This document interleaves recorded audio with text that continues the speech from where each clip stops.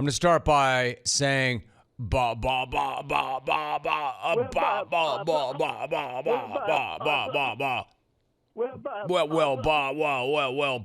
ba ba ba. Interesting. Yeah, you don't mind that sound. That's not my man. That's not my Bubba. Bodie in Pearland choking on his spit. That's just the Knicks gagging and retching and dying on their home floor last night. Oh, ba ba ba ba, oh, ba ba ba, ba ba. Holy crap, Knicks! I know you're the Knicks, and I know the Knicks are gonna nick. But even I didn't think you had that in you.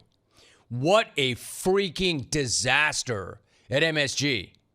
Now, I also do not want to take any credit at all away from the Pacers, a.k.a. the Jungle Legends, running on the cleanest, purest rocket fuel ever, also known as the Jungle Karma. I mean, seriously, has there ever been a better Jungle Karma team than the Pacers? I'm not sure there ever has been.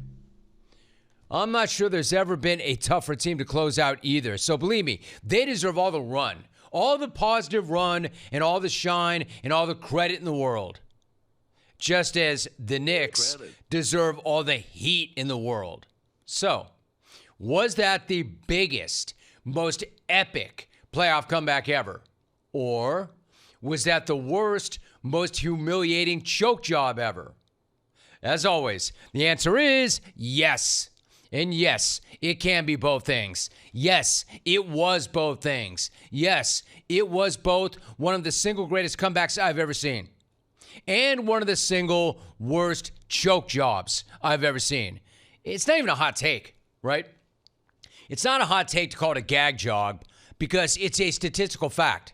Not only did the Knicks have a 99.7 win probability rate, and by the way, is that thing ever right? Not only did they have that, a 99.7 win probability rate with under 3 minutes left, no team since at least 1998 had ever lost a playoff game when leading by 9 points or more in the final minute of the fourth quarter or OT. Check this stat. I'm sure you've seen it. I reposted it. It was the second I saw it last night because it was so incredible.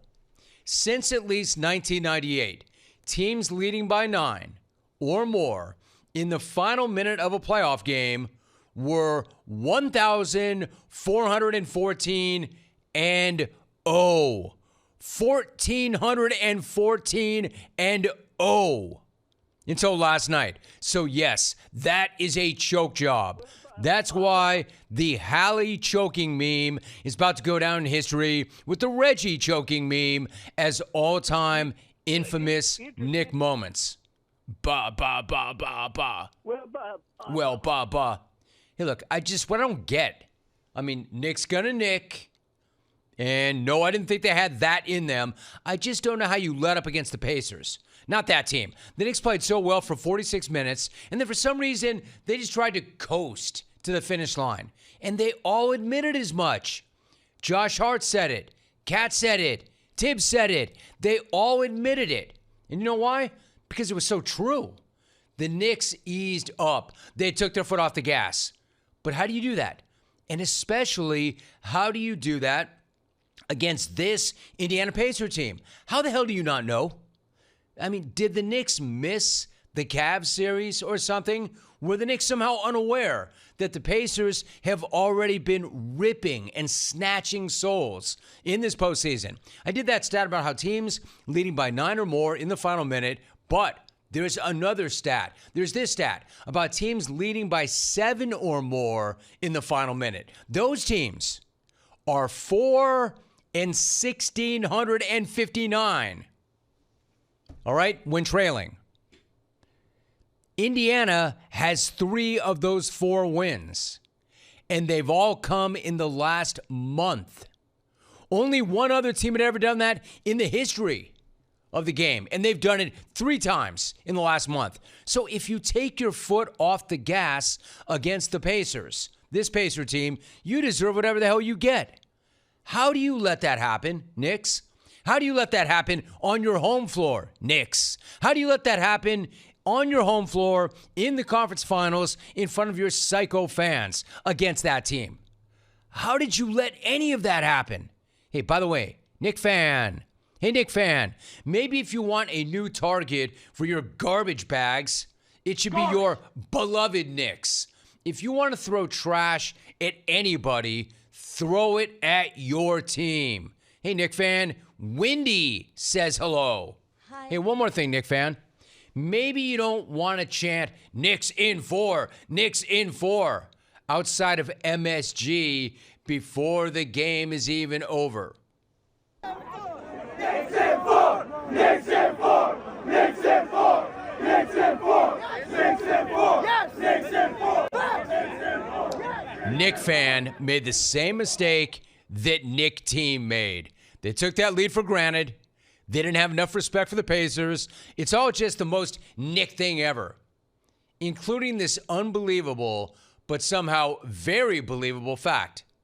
The only other time that somebody hit 6 threes in a playoff fourth quarter on the road, it was Reggie in MSG in the Eastern Conference Finals back in '94. So by now you should be used to it. It's not like you haven't seen it before. It's not like you haven't lived it before. Except that was Reggie Miller. I mean, we know Reggie Miller could shoot the hell out of it. As annoying as you might think he is on the broadcast, we know the guy could shoot the hell out of it. This time, though, it was Aaron Nesmith, of all people. Nesmith, of all people, to go on one of the most absurd nuclear heaters in the history of the association. This dude scored 20 points and made 6 consecutive threes in the last 4:46 of that game. Nobody this century has done either of those things in the final 5 minutes of a playoff game. Again, 20 minutes or 20 points, 6 made threes. This dude turned MSG into his own private laser show.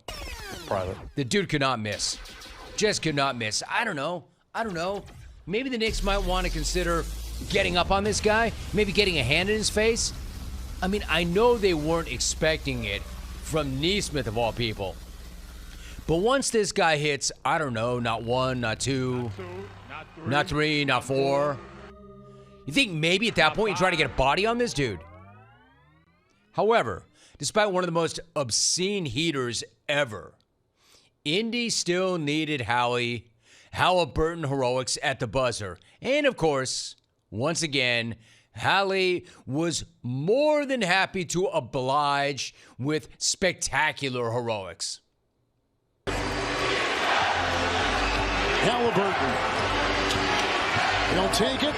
He'll backpedal a 3 for the win. And goal! He got it!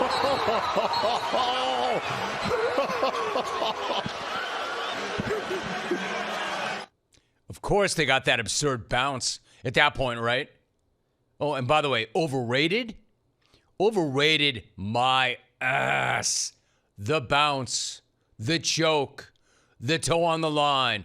Of all the dramatic things I've ever seen. Of all the dramatic things I've ever seen. That moment is right up there with any of them. Haliburton. Haliburton is the most overrated player in the world. Yeah, that might be the worst take in the world. Haliburton, the most overrated player in the world, as voted on by his peers. That's the worst take in the world.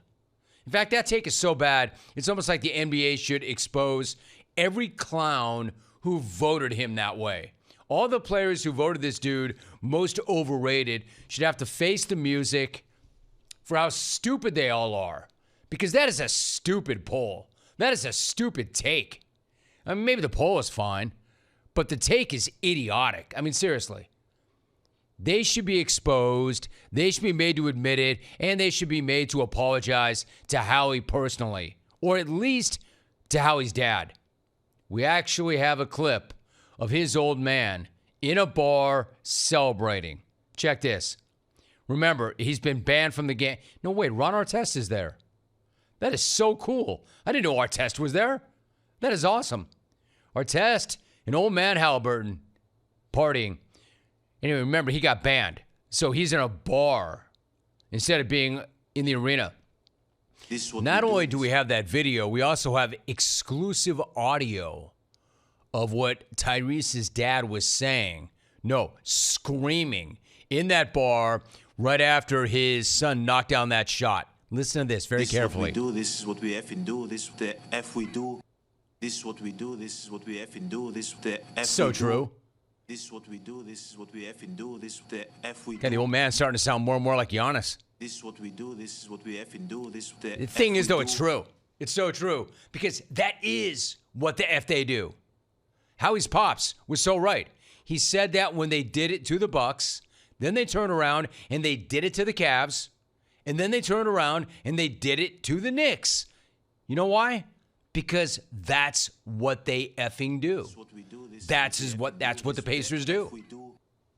Now, of course, the whole choke sign, that whole thing could have backfired in a big way because Haliburton's toe was actually on the line, and they didn't actually win that game with that shot. That only got them to OT, which gave the Knicks a perfect chance to pull that game out of the fire and spin that choke around on Haliburton. They got a second chance to avoid the biggest choke ever.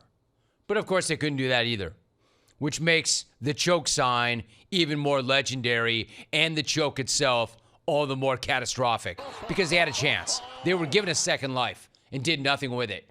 The Knicks have nobody to blame but themselves right now. And you know what? Nobody feels badly for them after letting off the gas. At least they admitted to letting off the gas, but I still just don't understand how it's possible to let off the gas. Not in that situation. Not in the conference finals where you haven't been like in a million years. Not at home in front of your 1 million psychos. And not against a team that keeps coming back on everybody. Again, did you not watch the Cleveland series? Did they miss the Milwaukee series? I love my guy Rick Carlisle's explanation of Indy's epic clutch gene. Now, before I play this clip, I do want to say this. I do want to ask this. Is there a better coach in the NBA right now than Rick Carlisle? In fact, you don't even have to answer. I already know the answer. I always ask questions that I know the answer to. I know the answer. The answer is absolutely not. That guy right now is the best coach in the NBA. And here he is talking about how the Pacers keep doing this seemingly impossible over and over and over again. Well, we've had a lot of these games this year. I mean, we've probably had a dozen of them throughout the season. A lot of the games early where we were struggling were games we had to pull out. There were clutch games when we weren't playing particularly well. And, you know, it's just... It's a muscle. The more you exercise it, the stronger it gets, and it's not easy.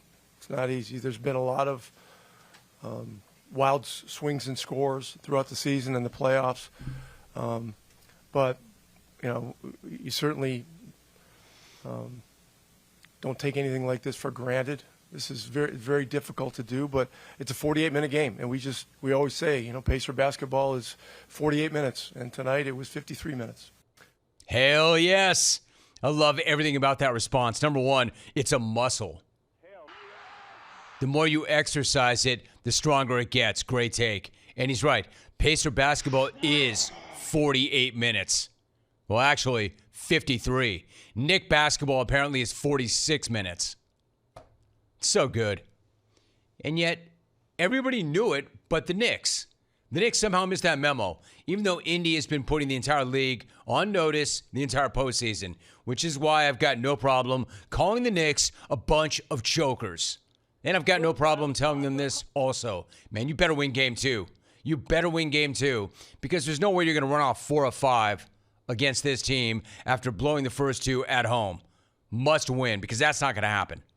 You're not beating them 4 times in 5 games after losing twice at home. So you better be ready for a brawl for your season on Friday. And to be totally clear, I'm talking about being ready for a 48-minute brawl and not a 46-minute brawl. Knicks in 5. Nick, I mean, come on. You know Indy is going to be ready for a 48-minute brawl. You know they will.